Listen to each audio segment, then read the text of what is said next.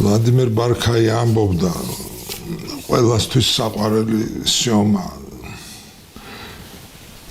დიდი იუმორის და დიდი სიკეთის დიდი სირბილის პატრონი კაცი ცხონებული მაგარი ფეხბურთელი რომ იმ 50-იან წლებშიო ბასახო ბერძე როგორ ყოფილიყო თბილისის დინამო მერე როგორი იქნებოდა 4 სეზონი მომიწია მაგაცთან თამაშიო 15 წელია სხვაობა ასაკში რა ეხლა წარმოიდგინეთ ეს რა ეს იყო სულ სწავლა ფეხბურთელობის, კაიკაცობის, სპორტსმენობის, პატიოსნების იმის. ვამბობდი წინაზე 54 წლიდან დაიწყო თბილისის დინამოს დაღმა სიარული. პასას ამ წიგში 3-ჯერ 4-ჯერ არის თუ არ ვცდები ნახსენები. აი 53 წელს რო დიდი წარმატება გქონდა და მეორე ადგილზე გავედით. აი ის ამბავი, რომ შეიძლებოდა თლათ რო არ მოეჭრათ ყველა გზა, რომ გვებრძოლა პირველისთვის არ ვიცი რა იქნებოდა გადათამაშება პირდაპირ იტყოდნენ რომ არ ხართ პირველები თუ რა იმის მერე წავიდა დაბლა მერვე მეცხრე მეშვიდე ადგილები ეხლა მაგ დროს იზრდება აკლასი საბჭოთა 22 გუნდში მერვე ადგილი ცუდი არ არის მაგრამ თბილისის დინამო რო დაჭეულია ფინალებში გასვლაზე ამ წიგშიც არის მაგაზე არის ძალიან ცივად და როგორც უნდა იყოს ასე რომ ვთქვა საბჭოთა კავშირში დაშვებულ წიგში სადაც შინაგან ამბებს დიდად ვერ გამოიტან ხო გვიჭირდა იშვიათად იყო რომ ძალიან კარგი ფეხბურთელები გყავდა მაგრამ დაზამთრდებოდა უბასა წერს აქ და მოვიდა და ახალი მწვრთნელი არ გააჩერებდა კიდე დაზამთრდებოდა კიდე ახალი მწვრთნელი ძალიან იცვლებოდა მე მგონი 2 სეზონი გაიოჯეჯელა იყო და ეგ არის და დანარჩენი ყველა იყო თითო სეზონი ან საჩქაროდ გაშვება და სადა უცნაური დროა ეს იმიტომ რომ სტადიონი სავსეა თბილისში საერთოდ ყველგან სავსეა მთელ მსოფლიოში ამ დროს სტადიონი ამ წიგში არის ერთი ეპიზოდი მერე და მერე თბილისის დინამო ავსტრიაში მოხდება და ქალაქ ლინცში ტრიბუნები არის ცარიელი 3000 კაცამდე იყო ეს ისეთი ძალიან მტკივნეულად აქ ეს აღწერები რა აიო ესე იგიო წინაურ თამაშში იქ ავსტრიაში რომ მოგზაურობდით და ცუდი პრესა გქონდა და ცუდად თამაშობდით თუ ხალხი როგორ არ უნდა მოსულიყო ამ თამაშზე ეს არის თბილისის დინამო რომელიც მე-9 ადგილზე გავიდა და იქ რაღაცა მეებს მაინც აძლევენ რა ქვია საერთაშორისო გასვლებს თბილისში ხალხი აი ბასას უკვე ერთგან პირველად რო პოლონეთში მიდიან რომ ვროცლავში რო ჩავედითო იქ გითხრეს ქალაქ-კომშიო რომ 300,000 განცხადება შემოვიდა ბილეთებზე ესე იგი წარმოებებიდან და დაწესებულებებიდან დიდი ციფრია ხა ვროცლავისთვის დღესაც ხო მაგრამ ეს იყო ფეხბურთი მაშინ ყურები სხვა საშუალება ყურები სხვა არსებობდა რა და თბილისშიც ასე იყო თბილისში მარტო თბილისიდან კი არ დადიოდა ხალხი მთელი საქართველოს ხო დადიოდა სტადიონზე ხალხი როცა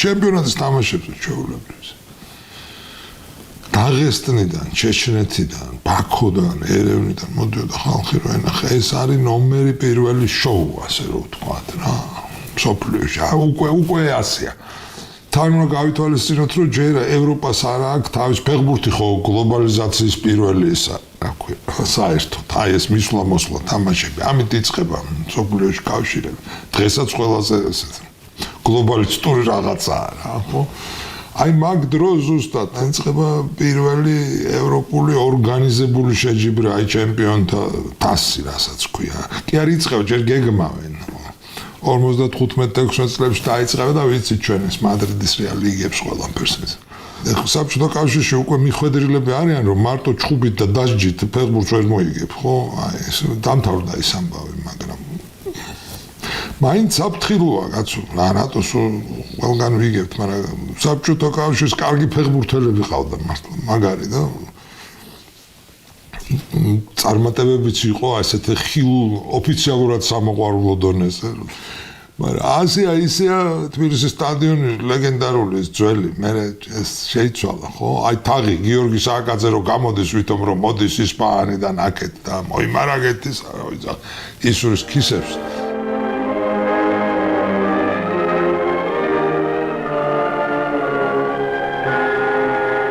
ეს თბილისის დინამოს სტადიონის ლეგენდარული თაღია რომელიც აღარ არსებობს იმიტომ რომ იმ ადგილზე ახალი სტადიონი გაკეთდა გარდა ამისა თბილისში ქალაქში რადიო ისინი დგას აი ესეთი რეპროდუქტორი. ვინც ვერ შედის თამაშზე, იქ აი დღეს რა რო დიდ ეკრანზე უყუროთ. აქვეა ჩვენ გავერთიანდეთ. ეს არის აი ეს რადიო კიდია. დიდი ხალხი დგას და უსმენს და ეროსი მანჯგალაძე არის იქ. აქვეა. მეორე ტაიმებს გადმოცემენ ძირითადად თბილისიდანაც და თუ გასვლით თამაშია იქედანაც, აქ არის მთელი ის, იმიტომ რომ მანჯგალაძე თავისებური წამყვანია. როცა ვაგებთ, ხო, იქედან როცა არ ამბობს დიდხანს ანგარიშს, რაღაცა ბილად უნდა რომ ეს თქვას რომ ვერა ვარ და იმ წლებში ვაგებთ ძალიან ბევრ თამაშს. აი, კვლავ ხედავთ მინდორზე თბილისის დინამოს ოსტატ ფეხბურთელებს. დღეს სპეციალური საწვრთნელი თამაშია.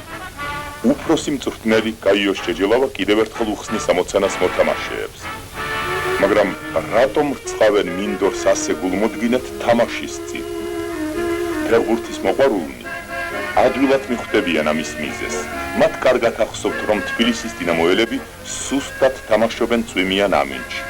საჭიროა წვრთნა ტექნიკის ათვისებაზე გართულებულ პირობებში და როგორც ხედავთ, თამაშის პირობები მართლაც საკმაოდ რთულია. ამაზონში ეს არის კარგი გუნდი, იმიტომ რომ იცვლება ესე იგი ეს ძველი ლეგენდარული შემადგენლობა თანდათან გადის და გასულია უკვე. დარჩენილებია ვიღაცები ძველი ვიღაცები. საოცარ ფეხბურთელებს პოულობენ, აქვეა ეს გაგნიძემა, კარლო გაგნიძე მაგალითად, მაგარი ფეხბურთელი იყო. ბორია ხასაია, რომელიც ძალიან ადრე გარდაიცვალა, ესე იგი 60-იან წლების ბოლოს 40 წელსაც არ იყო. ეს არის კაცი, ვინც მესხამდე იდგა მაგ ფრთაზე. ესე თბილისელი ფეხბურთელია ანდრო ჟორდანია, ამბობენ რომ სელექციონერია, იმიტომ რომ ბევრი ტიტულები მქონდა, საოცარი თვალი აქვს ფეხბურთელის და ანდროს რო გააგდებდნენ ხოლმე აქედან. ყოველთვის მიდიოდა ივანოვოში და იქ ყოველთვის იყო დაბალი ლიგის გუნდები და სამუშაო ჰქონდა და იქ მიდიოდა ხოლმე. ანდრომ წაიყვანა ბორია ხასაია იქ.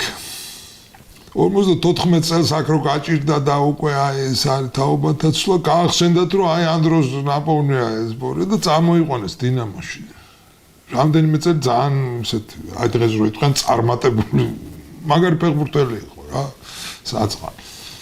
ბევრი თამაში ამ დროის არის მიშა პირაევი, პირველი ასირიელი ფეხბურთელი, თბილისელი აი სწორედ მეკარე, რომელიც სხვათა შორის იმ სპარტაკში თამაშობდა აი 53 წელს რო ჩვენ ასე ჩემპიონობის ის ჰქონდა შანსი. აი იმ სპარტაკის მეკარე იყო, მაგრამ თბილისელი იყო, მე მობრუნდა აქ, იდგა კარში.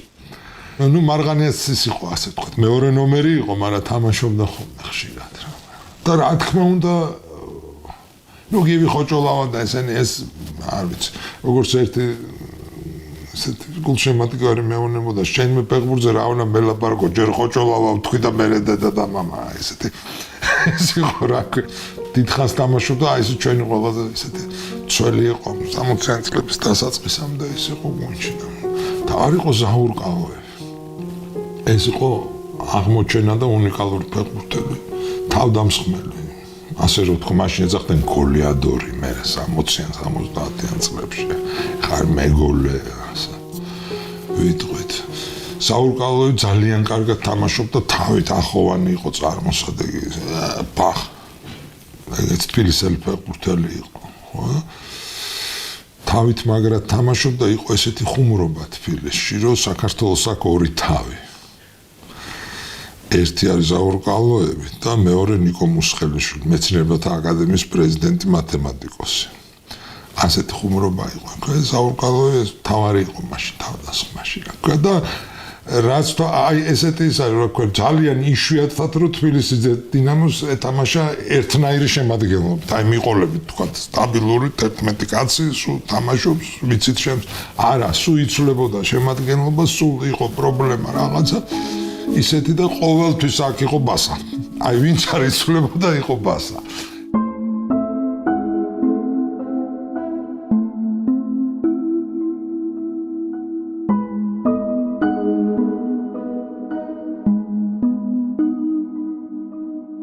ეს იყო კაპიტანიც, ეს იყო აი რა ქვია იმით რო ვთქვა ცოტა სტადიონის და კუჩის და ფეხბურთის ტერმინით, ეს იყო ადამიანი რომელიც 10 წელი ათრია გუნდი. ასე ქვია რა. უტეხად ყველანაირად თამაში და რა თქმა უნდა წინ წაურყავები, მაგრამ გუნდი თამაშობს, სულ თამაშობს. ამ წიგნშიც არის და ყველაც ბიჭო ამ უცხოურ გუნდებთან უკეთ თამაშობთ. ამაც ეს არის აი ერთგან ბულგარეთში არის რაღაც კაი თამაშს მოიგებენ და ვიღაცამ თქვა გასახდელს ჯობასაწეს. ნეტა სახშიც ესე თამაშობდნენ როგორც საერთოდ სადღაცა გადაკარგული. არის ესეთი რა ქვია მომენტები რა. მაგრამ აი უყურეთ დინამოში უკვე 55 წლიდან შემოდიან ახალგაზრდები, რა ქვია, თანდათან, ერთი ცოტა მოგვიანებით. მიხეილ მესხი, შოთა იამანიძე და გაგრიდან მოყავთ სიომა ბარქაია და ცოტა მოგვიანებით უკვე ჟორდანია ბრუნდება ის. ერთი სეზონი იყო ამ შუაში, ყველა რო იცვლებოდნენ და მერე კიდე მოყავთ ჯემალ ზეინგელიშვილი. ბორჯომელი. აი სხვათა ჟორდანია იყო 55 წელს ერთი წელი იყო. ჟორდანიას თამამად შემოყავდა ძალიან ახალგაზრდა ესეთი კაცი იყო რა. ჯერ ხო ხედავდა, მაგრამ თამამად მე ვერ ვიტყვი ესენი მისი გაზრდიდნენ ნაპოლი, იმიტომ რომ ეს თბილისის სპორტ სკოლა იყო და არჩილ კიკნაძე და ეს იყო, მაგრამ აი ეს თამამად შემოყავდა. აი იგივე ეს ამბობს ერთ ინტერვიუში სიომა ბარქაია რომ როგორი კაცი იყო, იცი, ხო გასწავლიდა ყველაფერს, გასწავლიდა, მერე დახაზავდა ეს და გეტყუნდა, როგორც ქსიამოვნებს ესე ითამაშგან. თავარი ეგ არის. შენ გესიამოვნებს რომ თამაშობ. მოკლედ ოქროსავით კაცი იყო, პრინციპში არ დაცალდა, სულ ესე იყო, სულ გაგდება, სულ შეცვლა, სულ ის, იმიტომ რომ აი როგორც ეხლა პრემიერ ლიგაში არა, ხო თამაში წააგეწადინა, მაგრამ ეს საერთაშორისო თამაშების ბუმია ამ დროს კლუბებში, რა ქვია. და მთელი საბჭოთაგან მე დინამოზე ვამბობ ხოლმე ხა, იმიტომ რომ ეს წიგნია და ეს მთელი ეს ჩვენი მოწინავე საბჭოთა კლუბები თამაშობენ და იღებენ სტუმრებს და უშვებენ და ეს ჩამოდიან. პირველი ესე იგი ევროპული პროფესიული კლუბი თბილისში ჩამოვიდა, იყო ბორდო, ჟირონდა, მეორენაირ დღეს დავიწყებული სახელია ეძახიან. ესენი იყვნენ იქ საფრანგეთში სეზონი მორჩენილი და ვიღაცები არ წამოყვნენ როგორც არის რა კაპიტალიზმი შვებულე როგორც ხოკეიში იყო კარატელები არ მოდიოდა სადა შვებულებმა მაგრამ კლუბები ამით ფულს აკეთებდნენ კაპიტალისტური სამყაროს კლუბები და დიდი ტურნე საბჭოთა ყველაფერს აგებდნენ 0-ზე ეს ბორდო ესე იყო ჩა თბილისში 4-0 ამ გაჭირვებულმა დინამო 54 წელს მოუგო ამათ მე საინტერესო რა არის, იცით, აი როგორც ხდებოდა ხოლმე მაშინ, ჩვენი გუნდიც რომ მიდიოდა ემატებოდნენ 1-2 რუსები, ასე ბასა და მარღანია დაამატეს მოსკოვის დინამოს, რომელსაც საფრანგეთში ტურნე აქვს 54 წელს და შვეიცარიაში. ხო, მოუხდი ამ გუნდშიო ბასამ, ნუ ახლა მაშინ ასე საბჭოთა ფეხბურთელები მეგობრობდნენ ერთმანეთს, სიმართლე რო ითქვას რა. საკმაოდ კარგი ურთიერთობა ჰქონდათ ამ ბიჭებს ერთმანეთში რა ეროვნებისაც არ ყოფილიყვნენ ხო და ეს შეჩვევები და ეს ჩვეულებრივ არ იყო საჭირო ვიოლად ერთმანეთს იმაშებოდნენ რა ქვია მაშინ ხო მისალმება საბჭოთა მისალმება ხო იცით როგორია სპორტული რა გუნდები უნდა დადგენა ჩვენს მოწინააღმდეგე გუნდს და სალამი მთელი კაპიტანი ამბობს ჩვენს მოწინააღმდეგე გუნდს და მთელი გუნდი სალამი და ეს არის ესეთ ხელის ჩამორთვა დღეს ხო შეერთმევენ ხელს. ეს რამდენიმე წელია რაც შემოვიდა მაშინ, თაიგულები ყველაფერი ეს. წავიდნენ საფრანგეთში. დიდი ის არის რა, ქვენო პარიზში შტაბ-ბიჭდილებას ახდენს, მაგრამ ვერ ვათვალიერებთ ეს. წახის, იმიტომ რომ პარიზიდან პირდაპირ უნდა წავიდეთ ბორდოში ეთამაშები. საერთოდ ეს ძალიან ისე ჭკვიანურად აირჩეოდა ხოლმე ტურნე, რომ გამოსულ განსაკუთრებით თუ რაღაც აძლევდა სპორტ კომიტეტები და ეს სახელმწიფო დიდ მნიშვნელობას, ხო? მაშინ აირჩეოდა ტურნე უფრო ისე, რომ გუნდები უნდა გაგეთვა ის მოუგენ, ამდენს ჯობია მეტი მოიგო. ჯობია სუსტებს ეთამაშო და აი ეს იყო უბედურება იმის. აქაც წერია, რომ ნამდვილი გამოცდები არ იყო ხოლმე ხშირად, აი კარგი გუნდები. ჩავიდნენ პარიზში და იქ ვივარჯიშეთ კოლომბოს მინდორზე, რაღაცა ქალაქი ვერ დავათვალიერეთ, ეს არის ნერვიულობა ესეთი რა ქვია. იცით არა, მაშინდელი სპორტული ფორმები, ამ წიგნში არის საუცხოო ფოტოები და თან არის ეს ამ წიგნში კარგი ის არის, რომ არა მარტო საბჭოთა ფეხბურთელების ფოტო, უცხო რაც მაშინ ძალიან დიდი იშვიათობა და ეს არის.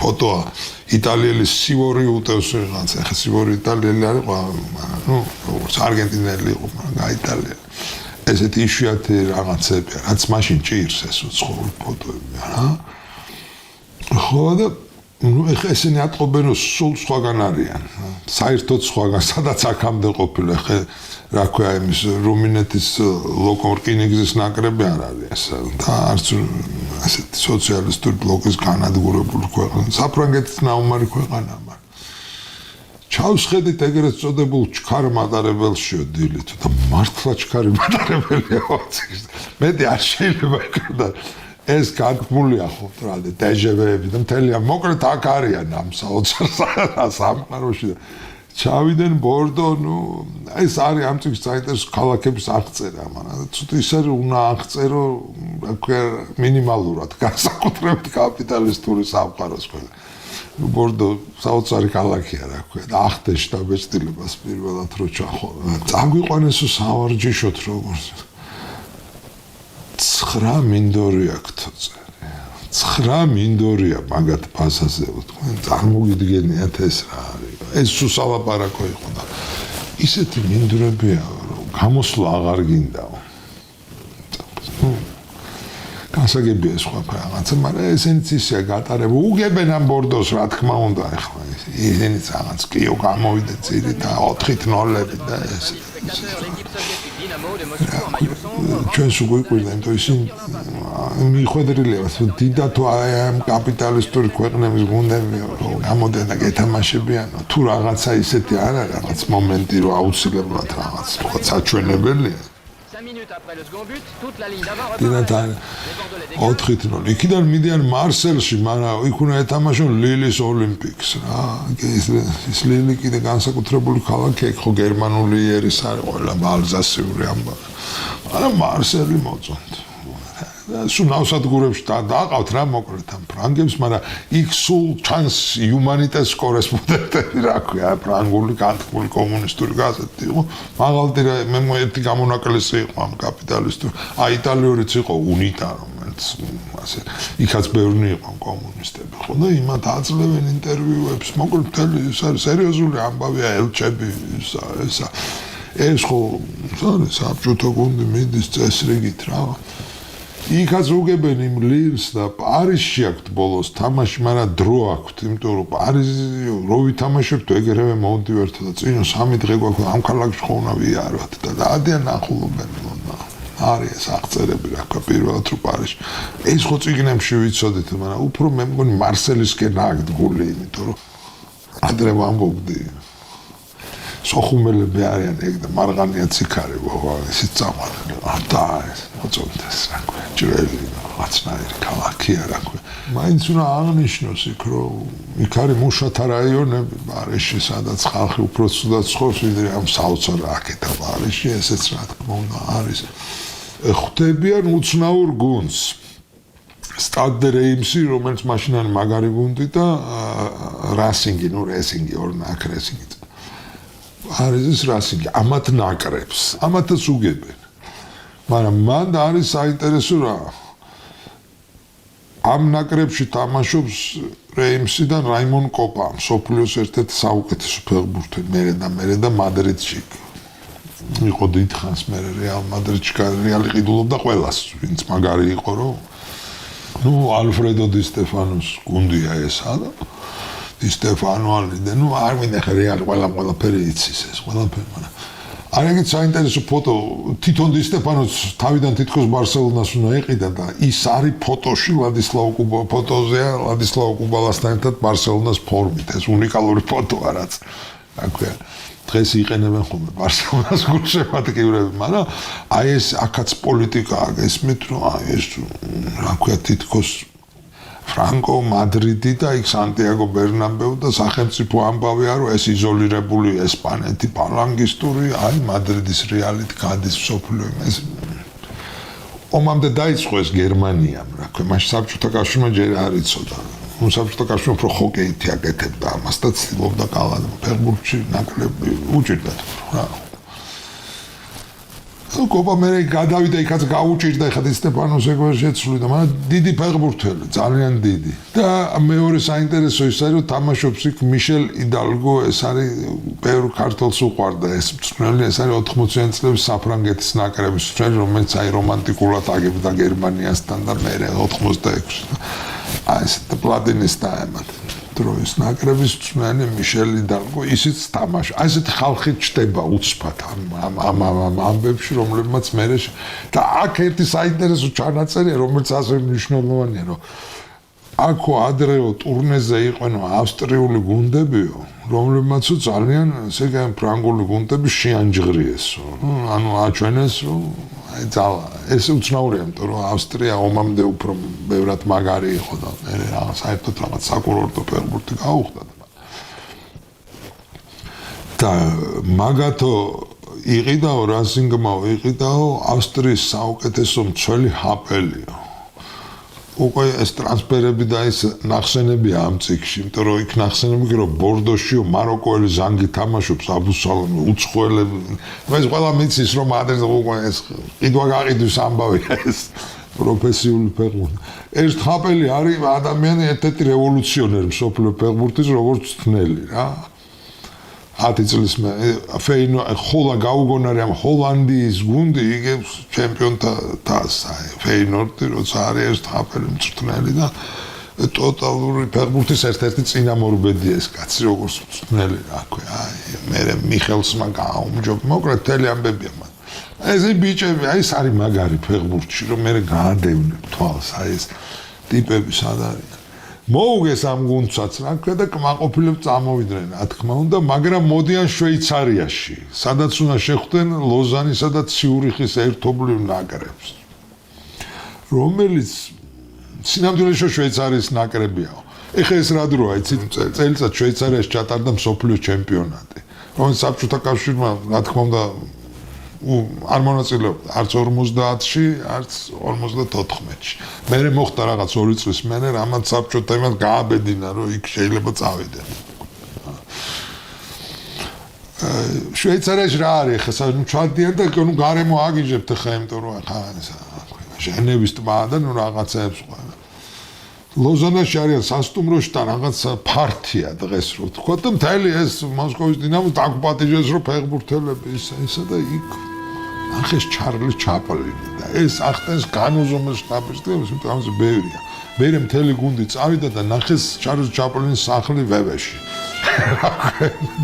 წაიყვანეს და გარედან შეხედეს იმიტომ რომ ეს არის ნომერი პირველი ჯერჯერობით საბჭოთა კავშირში ეს ძალიან აჩვენებდნენ რა 65 წლის კაციო ისე მოძრაობსო და ისეთ მიმიკა და ისე ამან დიდი შტაბ-ბიჭება მოახდინა რა ქვია თორე იმ გასაგებია იმ ლოზანეს და ის ნაკრებს უგებენ რა ციურიხის ნაკრებს მაგრამ აი ეს აიმიდან მოდის ხა წარმოგიდგენთ თუ ჩამოდა ჩარლი ჩაპლინი ნახე თეთრი თმებით ამ კიდე იქ ლაპარაკია ეს პატარა ადამიანი რომელიც დადის პედუკ უყვარდი და ამას ყვება ამ წიგში საინტერესო ამბავია საინტერესო ამბავია ესე თავდება ეს 54 წელი 55 წელს ხდება დიდი რაღაცა მაგრამ წინ რო გაუსწრო აი რო გითხარით რომ არ მონაწილეობდა საბჭოთა კავშირში 1956 წელს მელბურნის ოლიმპიადაზე საბჭოთა კავშირის საფეხბურთო ნაკრები გახდა ოლიმპიური ჩემპიონი და მოუგო იუგოსლავიას 1-0 Вот мяч у Сергея Сальникова.